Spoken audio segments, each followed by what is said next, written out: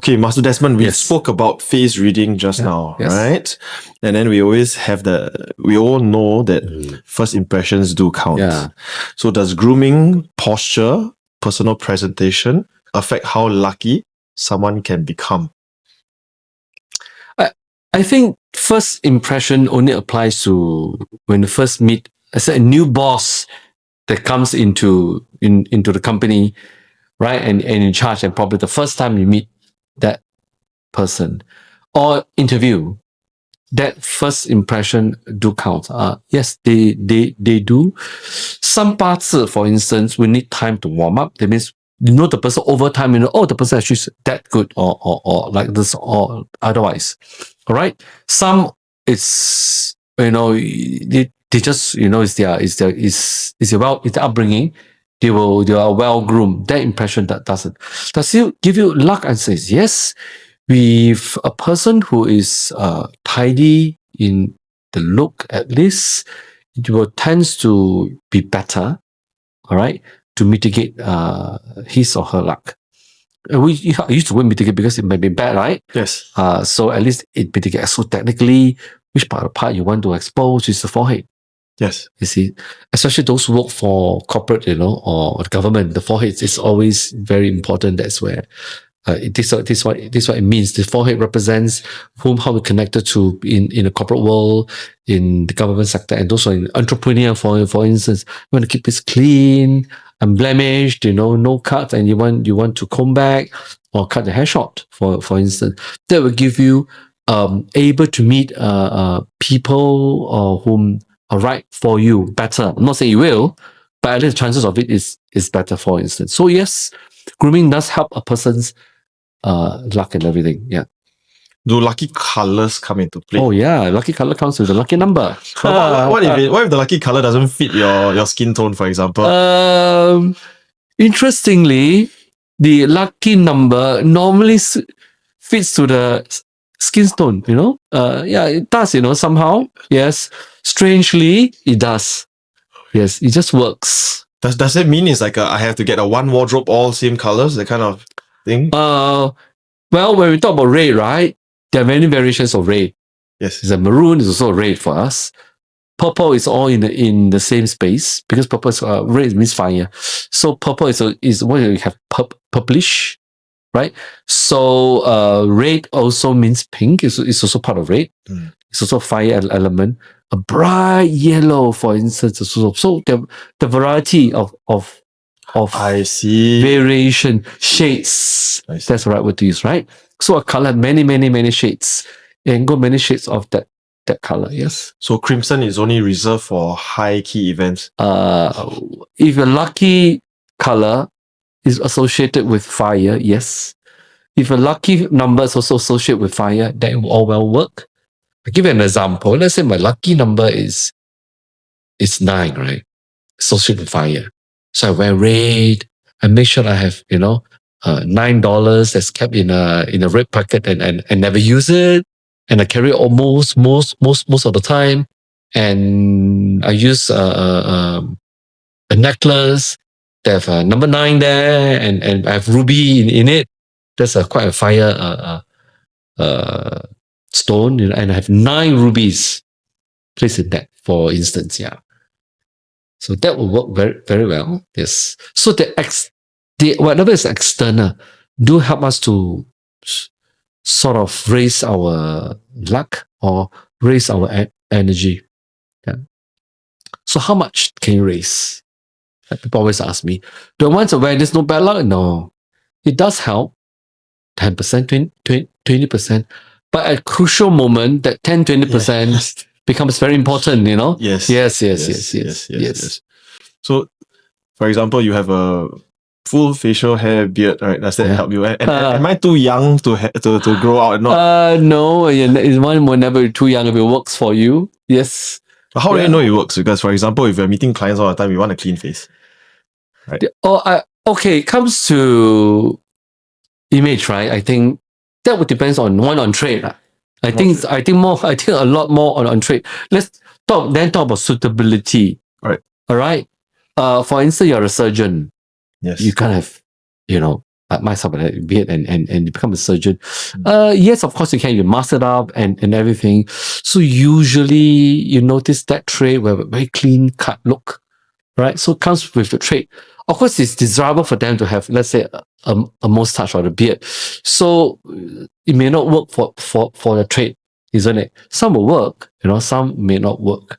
Yeah. So it depends on a lot on your trait. So let's say it's desirable for the person to have a beard, let's say. Unfortunately, the trait is not desirable. So there's a conflict, right? It doesn't work out. It doesn't. So you have other things to mitigate your feng shui, right? Your lucky color, you have your lucky number, that will therefore come in. So in other words, it is not a one way that you can work on. There are many layers to it to help a person. So look is one of them, colors is another, what you carry is another, place you stay is another, where you work is another, when you start work is also that. So there's so many layers to it. Right. So if I was in the entertainment industry, for example, it is in my best interest to be as flashy as possible. So pink hair, yellow, golden hair is fine, right? If that is your lucky number and that's your lucky color, yes. But some doesn't work. Some again depend on your construct of your 八字, right? For instance, one of those 八字 that would say that, well, if you belongs to this particular setup, 三宫格 for instance, as flashy as you can be, it's all about you. Everything is all about you. Your product also must have your name. You will work well, right? Some doesn't. Some needs to be hidden. Some fame needs to be hidden. Some wealth needs to be hidden. Right? The brand might be another name, may not be your name, but it could be any other name. You know what I mean? Like Nike for instance, right? I said name Nike. So the person may not be called Nike, but something else. So the name is hidden, right? You know what I mean? So as well to speak. Let's say fashion design.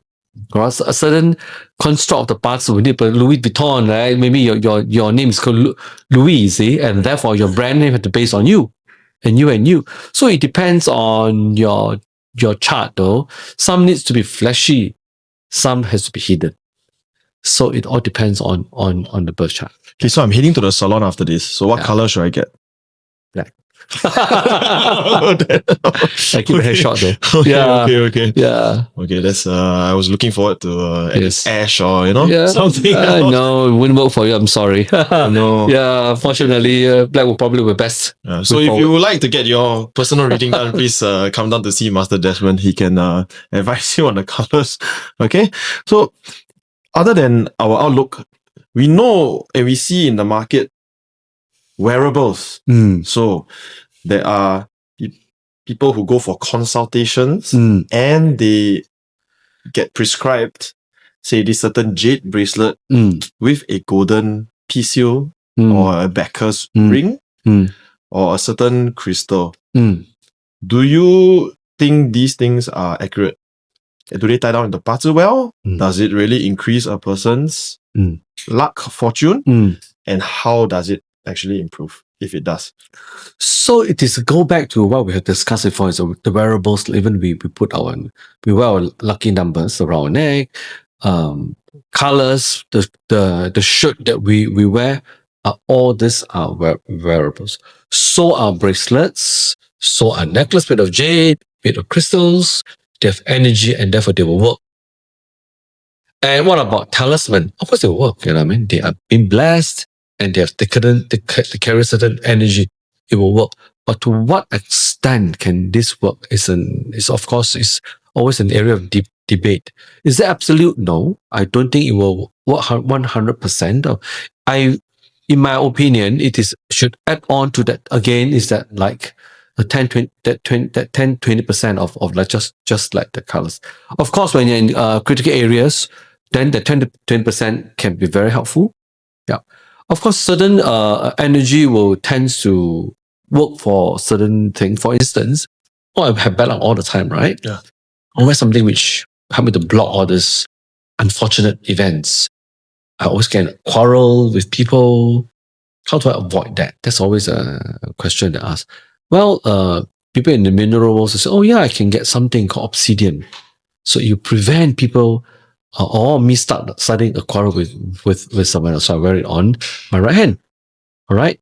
But at the same time, why there's always a quarrel? It could be I'm easily agitated. Right. I need to ground off all this bad energy. I need to ground myself. I need to stay calm.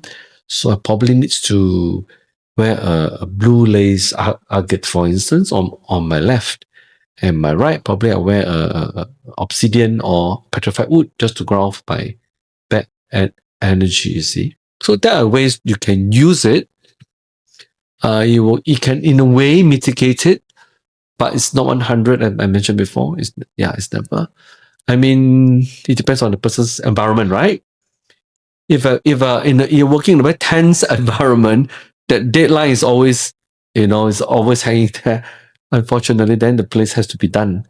Something has to be done in that space. A Feng Shui has to be done, or something has to be consulted to come in to probably manage the space. Yes, I think throughout COVID, what I noticed, crystals became more popular.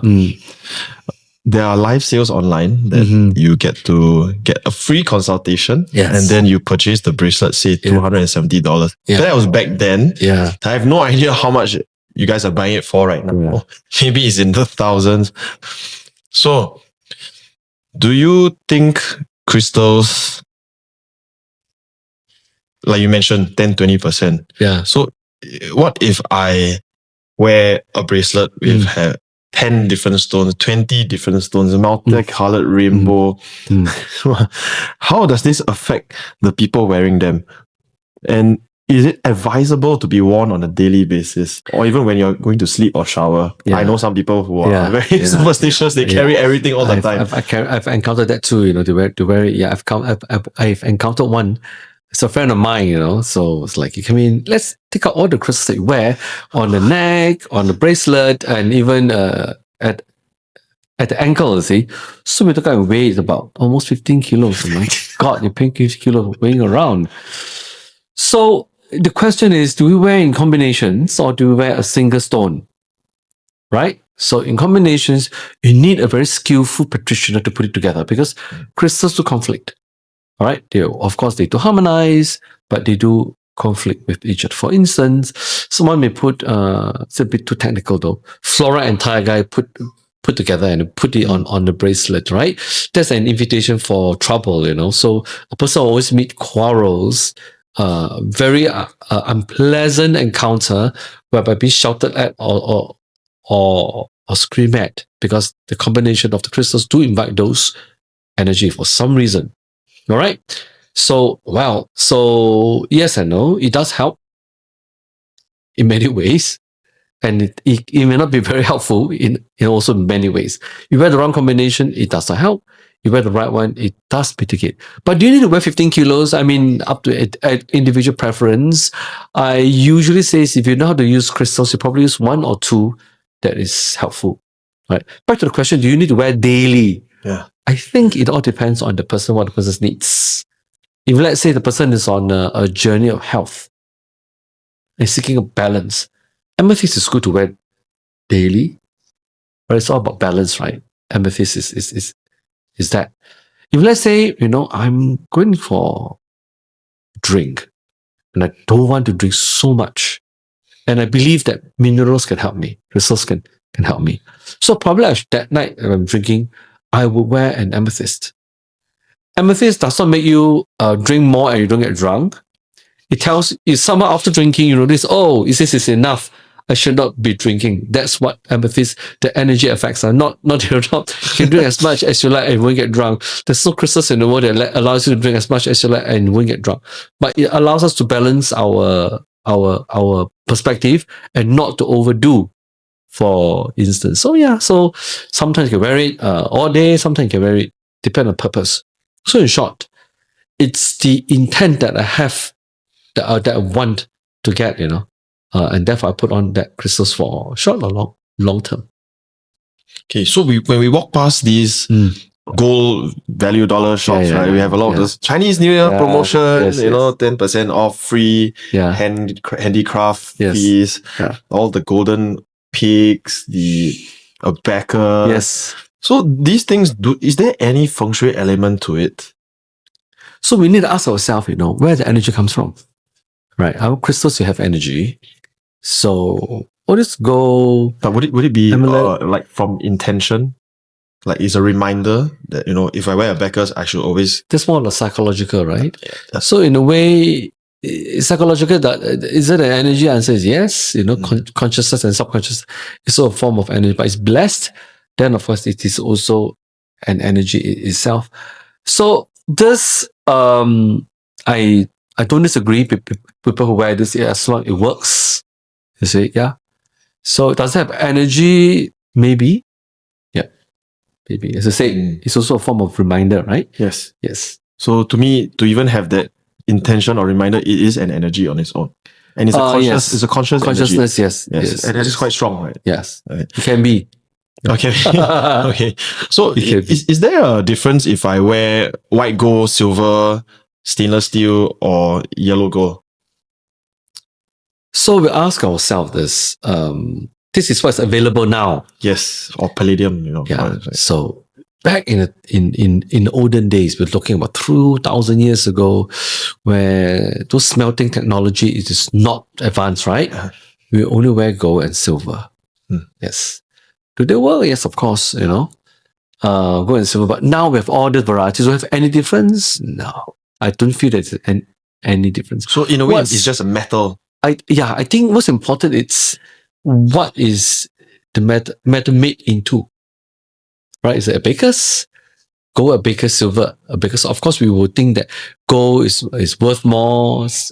Therefore, a golden a baker's will give you more wealth. A silver a baker's will give you less. All right. And now we have white gold, you have titanium. Titanium might even, at one stage, will even worth more than gold. So that will give you that. So interestingly, yeah. How about icing out your jewelry? That means fitting in jewels. Well, let's go into the part whereby what the person's want and the intent, of course, the person likes and needs. What goes into that, it therefore becomes critical, right? Yeah. Not just icing, but what you ice there, this is a question. Yeah. How about people wear gold teeth? Does that create any difference in energy or outlook? No. In my opinion, I don't think so. Yeah, I tend to believe that doesn't make a difference. Yes. Okay. I think we once spoke before, wearables, even for spectacles, whether for fashion or for need, does it play a big part in what material is used? Yes. So we go by, again, we in parts we call it useful gods and vengeful gods, right? 用生, 喜生, 气生, or whatever. Yeah. So we have that. So we want to wear by, we call it your useful god, 用生, for instance, right? If you say your 用生 is, your useful god is, let's say, is wood. We like to wear this kind of frame with a little bit of turtle shell, we call it inverted commas, no longer turtle shell, but, it's plastic material is considered as wood. You say, oh, my useful element is metal, isn't it? I wear a bit more metallic, more roundish kind of shape, to enhance the elements I'm wearing, more of the golden frame, yes, and etc. So when I wear glasses, at the side of my glasses, do I have inscription or not? Those are, therefore, it becomes very important. Inscription, right? Like? Yeah, for some brand name at the side, or just a plain one. We don't like to have things around our eyes here, or be it a mole or a scar, bad relationship with spouses, bad relationship with people that they're close to you. So wearing that, you're wearing the bad, therefore you will enhance a bad relationship with people who are close to us, because that's the same place, that's the same spot. So yes, it does, enhance or not. People subconsciously wear things may not be desirable. The colors, that determines too. Yes. Yes. So this Chinese New Year, yes, what should people avoid wearing when they go visiting? Or even for the rest of the year, what should not be done, and what should you do or wear more? Well, in traditional belief that we always like to wear bright color shirts, right? Usually we look at whatever is worn in the morning period. We will not use it. We will avoid it. Yeah. So all dark blue, for instance, all black, Are you all white, for instance, right? Which is what we try to avoid. But if let's say, oh, I really love to wear all black for house visiting, yeah, you can just wear something red across, at least a pendant that is jade, something more colorful. I even wear some gold chain, whatever, yeah, just go along with it. So we try to avoid anything's got to do with mourning, got to do with funeral ritual. Yes. So certain material, like mapu or ma'i, right, which is something like Chinese sack, very rough kind of material, brown. At one stage it was fashion. That's also, of course, in Chinese you will not want to wear the kind of, shirt. Yes, trying to avoid that. Okay, we will now move on to the personal part of Feng Shui. Yes. In a sense of, for example, I've seen another master and now I've come to see you. Maybe I have received different readings. How should people deal with this disagreement in different readings? Yes, and results. Again, many masters approached a reading differently. Say a 八字, right? I do come across quite a lot of master says this, master says that. So as a practitioner, I was trying to look at what other practitioner angle are they looking at, I always believe that most practitioners don't read wrongly, right? They read at a different angle, the angle that they see a certain issue. So normally I would love to listen to what the practitioners, this is okay. He's looking at the issue at this angle. Now I'm looking at this issue at this angle. And my kind of consultation, I will test a lot of problem solving than a doom and gloom, which when the person comes through the door, I really have an issue to solve. And I don't need to read to the person how bad it can be and it will be. I'm sure the person will have in mind how bad it can be and it will be. I think what is important for the person is a pathway forward. What's the best way to do it? Pathway forward to do it, there are two ways, isn't it? Either I do it metaphysically or I do it the human world part, isn't it? Where I can solve it. So of course, metaphysics one side, and normally that's another way to tell them how to do it. But what's important is how do we go about doing it in a physical sense? How to avoid this? How do I mitigate? To me, that is the most important takeaway, right? Rather delve into the differences, look how we can move forward. How do we solve the problem? Let's explore the issue that we have against the birth chart, right? See what the birth chart says. Is it described in the birth chart? The issue, sometimes it can. Quarrels with spouse, leading to divorce. These are quite common in the chart. Good look. So the question is, what's the person's take? They say, no, I really want to separate, right? Okay. So let's go ahead and how should we mitigate this, right? Because they are already and I say the group is the person come to me is they're already in file in already. There's no return. There's no point go back to the part of return. It's I have this idea of not coming together and separate. They say, well, let's explore the idea of able to come together. Right. You see, it has a possibility. So these are again you're exploring the possibilities. Yeah, I mean there are quite a lot of success story whereby there's a U-turn. First there are. Others also which is not, not as desired. These personal cases, do they border on like ethical boundaries? Do you have cases where you might have a conflict of interest? Okay, so the question is, when the persons come through the door, whose interest matters?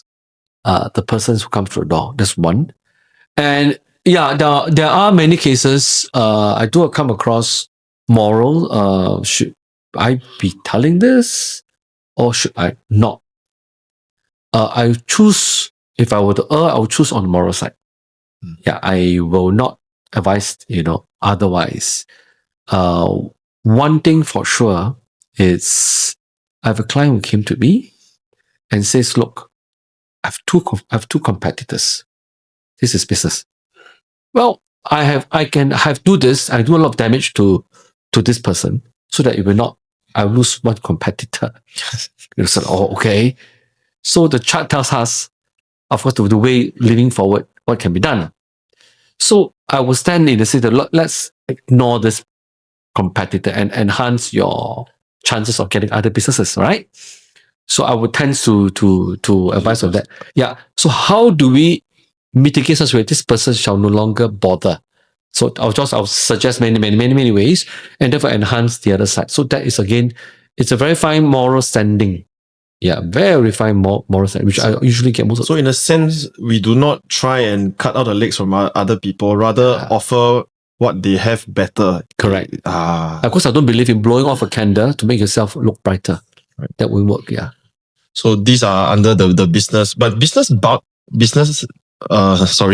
ethics and moral ethics are two different kind of ethics. Well, so the question is, what is moral ethics in business, right? Yes. Yes, but you do affect the livelihood of a lot of people. So I believe it's, in a way, moral times 10. Yes. 20. So I think that part of it, I think the livelihood of the company, and it's quite important. And I don't think it is always a case of I win, you lose, I win. Yes. Of course, business is best at win-win, you see. If not, then go for the next case scenario. I just ignore you, all right, and I just go for other people. So I just cut the person out and I just move on. The only time when you want to go head on, it's where the other party would not want to let you go, and therefore you hit on. It's like a defense play, right? Right, never to attack. That's always where I come from. Yeah. So from someone who's looking for Feng Shui advice, yes, looking for an appropriate practitioner, yes, what should they protect themselves against, or what are certain red flag signals that they should not continue with listening to? The consult, you mean? Yes, consult. Yes, and how is it? How do they know if the practitioner is a responsible practice? Okay, so there are two sides here. Yes. Okay. One, if the person come through the door, you want to accept the job. The other one is when they come through the door, whether they want to accept me as the practitioner. There are two sides to it, right? Yes. I touched on the first one. I came across this particular case. Come to me and it says, do something for me and everything. I've decided not to accept the job because I look at the chart. The person went to incarceration, right? And for things that I don't agree, that technically is a gambling den to operate casinos, right? And I know his discussion is to operate online gambling. And of course, here in other country, the business will be property.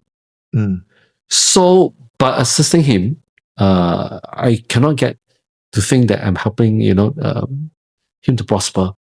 But the bulk of the money is making from online gambling. Others.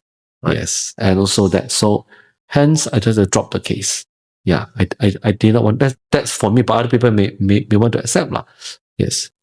So, on the other part of the person through the door and wants to whether accept the practitioner, I think it all depends on your moral intake. Do you feel comfortable with the practitioner? That's very important. If you do, then go along. If you don't, then probably just look for another one. Yeah. Master, so we spoke about whether your client coming through the door accepts you or you accept the client. How about practitioners who do whatever the client wants? It doesn't matter. I only want this one from you. Yeah. How about those types? They're right in the middle ground, right? Yeah, I think it all depends on your moral appetite, right? Every one of us are different. Yeah. And for me, I believe for the longevity of my own business and for the longevity of my client's business, I will stick with the moral part of it. I believe that if we stick to the moral part of it, at least both of us can grow longer. Yeah, and the relationship is better. Yeah. For the people who are desperate and I'm sure you've heard it, being moral will not feed me tomorrow.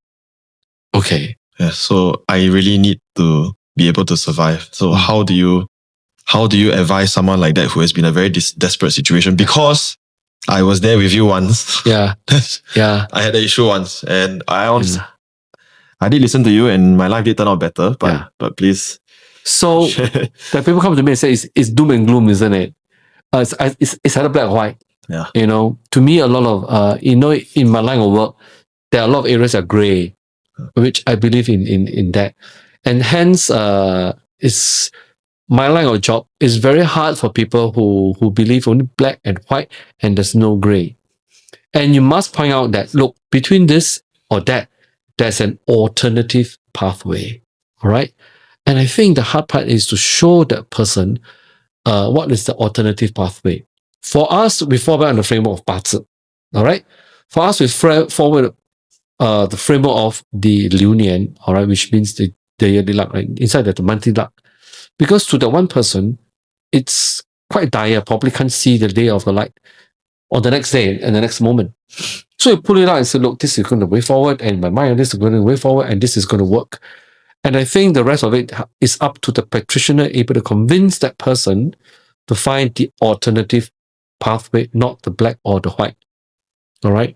And in my world, it's always black, white, and gray. Right. And it is a gray part that we always want to explore, not the black and white.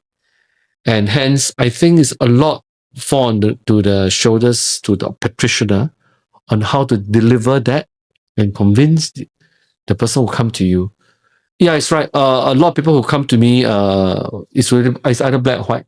Yeah. They probably was so bogged down with the issues that they have, and they were so troubled, That's all they can see, black or white. But we normally try to offer that alternative, that part of that's great. Of course, within our tools, we don't just have 八字 that we can do reading.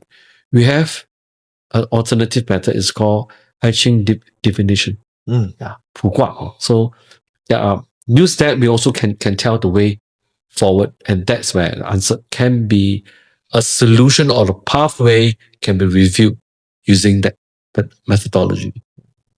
Okay. So there's always a way out. You must remember that. Don't always have your preconceived notion, even though the house may be on fire. Yes. You don't necessarily have to put it out. Sometimes, I could also understand those who are really in a very tough situation. It's either black or white. I just encountered one only, I mentioned before. She lost 300,000, overnight, and she's just in debt. All right, 300, and money that she borrowed and everything. So for her, it's the path, the way forward is I have to work, I lost my business, I lost everything, and that's my debt. So we sit down and say, look, there's a solution, but it's not going to be pretty because it requires a lot of patience. But if you trust the process and you trust me, and this will be the process, we can work this out, but it cannot be done within a month or two. We need to work it out within probably 2 years. You see, but this is the way forward that we can help, you to at least one step further and progress. So we sit down and we just say, so this is the alternative, you see. So it is common for people who is in the situation suddenly and say, look, I'm in big trouble, help me, So we need to provide the alternative. We need to provide a framework for that person and see what's the best way to do. And this kind of situation probably need a lot of some will need a lot of hand holding right through until the person got to the time whereby, I can do it on my own, I can walk on my own, which is what I would prefer, you see. Not all the time I must feed. I always like to teach my client how to fish. Not that I keep feeding it, and it's not about right, isn't it? Yeah. Yes. I always believe in that. So they will become more independent and go away about doing. In short, I will try my very best to help my client, to help them to take charge of their life back. Rather than, So if you notice, there was a period of time I keep asking you questions. Yes. Until the day I started to take your words, your teachings, that one-liner that you used to tell me, very snappy. I'll just remember, I just continued doing it that way. I think that was the compass needle, right? Pointing yes, correct. Direction, and I'll just follow through and, I make logical decisions now.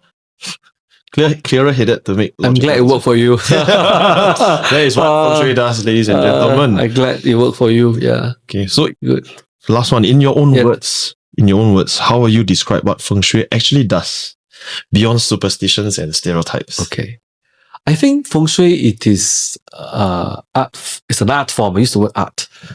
That you're able to design your life and your way forward that you like to do.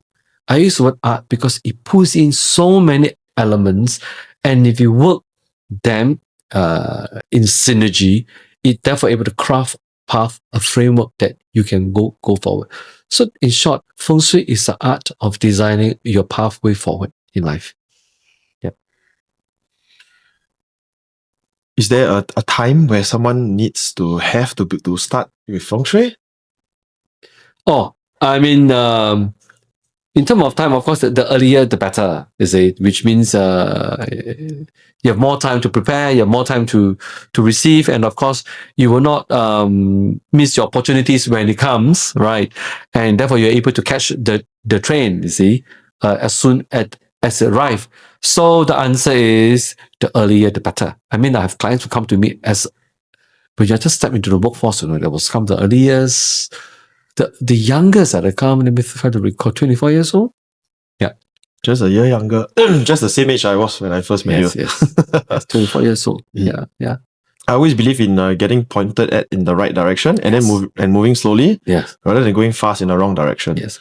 So you will not, walk a lot of path and waste your energy and then a lot of U-turns, right? Yeah. Is there ever a situation where Feng Shui might not be appropriate to use? Well, as long as it is against the moral, to me, that is not appropriate to use. I think it all depends on the practitioner and the person who is the consulting, right? I think it's all lines. I still believe the responsibility of that still lies in the practitioner. Yeah. Unless the individual is adamant in what he wants to do, then there's no point consulting anyone even. I mean, the people who comes to you just want an endorsement of what they want to do rather than what they feel they're asking you. There are people come through the door have a preconceived pathway forward. They just ask to have that endorsement if this is the right way, even if it's against whatever. Yeah. Right. So would you be wary against endorsing blindly?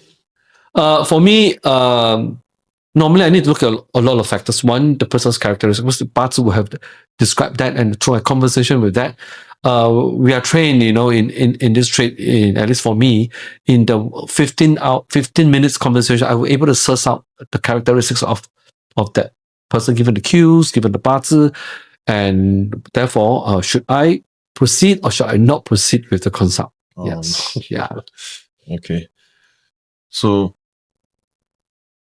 all in all, Feng Shui, as you mentioned earlier, can help you 10-20%. Feng Shui. So what is in Feng Shui, right? Yeah. So the wearables is part of it. Those are 10-20%. Yes. The house is more than that. Yeah. At least 60%. Yeah.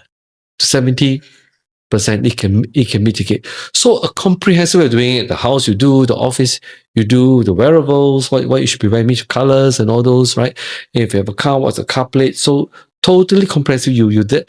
Therefore, I'm not saying 100% it cover, but you are on the right way, on the right path to mitigate quite a lot of things way forward. Yeah. So can you tell the audience, especially to the people who have this notion that, oh, my luck is good, my Feng Shui is good, I don't have to work so hard. What would you tell them? So let's talk about nurture and nature. All right? 八字 is nature, given when we are born. Feng Shui is nurture. Whatever is after we birth, we do Feng Shui, right? 后天之学 and 先天之学. 先天之学is nature versus nurture. 后天之学. When we work hard, all these are 后天, right? Things that we need to work. After we have this particular pathways environment, we need to work. So success comes from where? Both ways. All right? Happenstance, which is known as luck. Happenstance comes to it, drop on our lap. If we don't do anything about it, nothing will happen. All right. But we do something about it, something will really happen. If a house will go Feng Shui and office go Feng Shui, but the person does nothing, nothing will happen. No. Nothing will happen. 后天之学, both must able to come together. Don't forget we have the heaven, earth, and human, three elements, right? Heaven is time, the space you are in. Human is what we do to help ourselves to improve. You see, so if that is missing, nothing will happen. Yeah. Thank you. Do you have anything you want to tell the audience, Master Desmond? I always believe in work hard, do a lot of good deeds, somehow meet the right practitioner, and the right people in your life to help you to mitigate your life in many ways. Yeah. Okay. Thank you. So with that being said, thank you so much. I hope you like this Chinese New Year special. But we unfortunately have come to the end of the show. Please give us a subscribe. It will give us pleasure to continue putting out great content for you. With that being said, we have also added Master Desmond and DN Academy's details in the description. Feel free to reach out if you have any questions with regards to today's show or having your own personal consultations or your business. And I also wish you a very happy Chinese New Year. 恭喜发财. Thank you. Yeah. Thank you. Yes.